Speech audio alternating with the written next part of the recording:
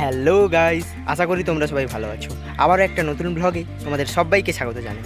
তো আজকে যাচ্ছি ক্যানিং, তাই এখন স্টেশনে চলে এসেছি ট্রেন ধরার জন্য।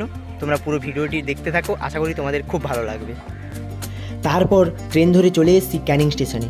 আর ক্যানিং স্টেশনের শেষের দিক থেকে বেরোলেই পড়বে একটা ঢালাইয়ের রাস্তা, আর এই রাস্তা বরাবর হেঁটে গেলেই পড়বে লর্ড ক্যানিংয়ের বাড়ি।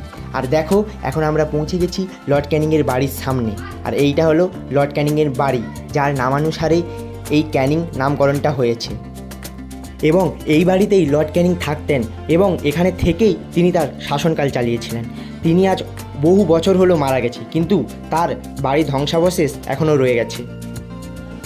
দেখো, এইটা হচ্ছে লর্ড ক্যানিংয়ের বাড়ি।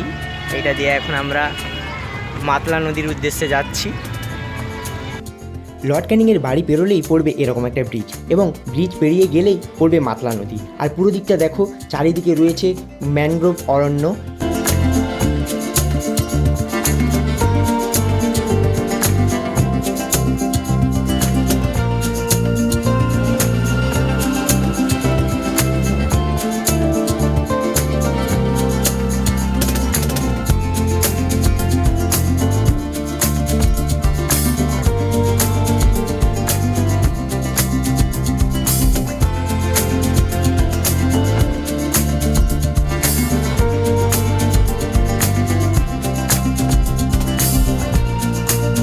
বিকেলের দিকে ঘুরতে যাওয়ার এটি একটি উপযুক্ত স্থান, যেখানে গেলে তোমাদের মনটা খুব ভালো হয়ে যাবে।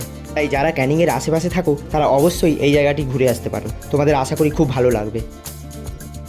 প্রথম ব্রিজটা পেরোলেই পড়বে আরও একটি এরকম ব্রিজ, এবং এই ব্রিজের নিচ দিয়ে দেখো মাতলা নদী বয়ে গেছে, এবং চারিদিকের ভিউটা দেখো অসম্ভব সুন্দর লাগছে। পুরো দিকটা তোমরা দেখো।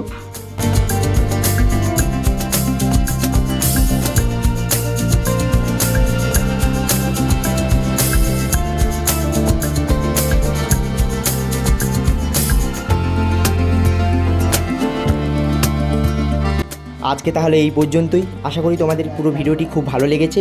আর যদি ভিডিওটি ভালো লেগে থাকে অবশ্যই লাইক, কমেন্ট, শেয়ার এবং চ্যানেলটিকে সাবস্ক্রাইব করে নিও এরকম আরও ভিডিও পেতে। দেখা হচ্ছে পরের কোনো ব্লগে। ততক্ষণ সবাই ভালো থেকো, সুস্থ থেকো। বাই।